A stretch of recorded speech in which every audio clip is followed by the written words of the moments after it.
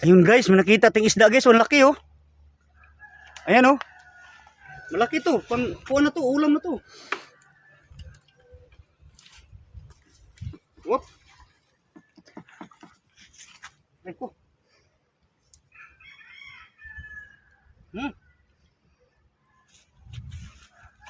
Yun.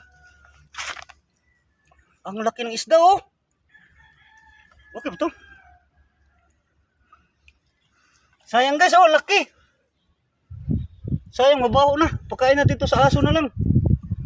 Medyo mabaho na siya. Laki. Oh. Laki guys, oh. Pagkain natin sa aso kasi medyo ano na siya, medyo may amoy na. Oh. Ah, ito lang. Wait eh.